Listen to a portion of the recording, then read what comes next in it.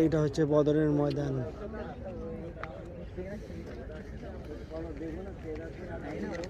এখানে হয়েছিল বদরের যুদ্ধ।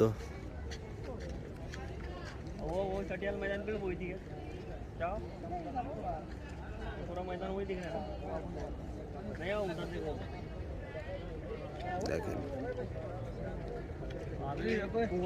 আমাদের নবীজি ঠিক এই জায়গাটায় বদরের যুদ্ধের সময়, এইটা এখন মসজিদ হয়েছে, এই জায়গাটায় আল্লাহর কাছ থেকে দোয়া চেয়েছিল।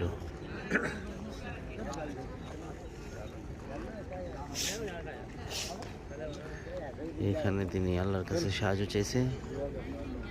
আর এই হচ্ছে বদরের ময়দান, যেখানে যুদ্ধ হয়েছে।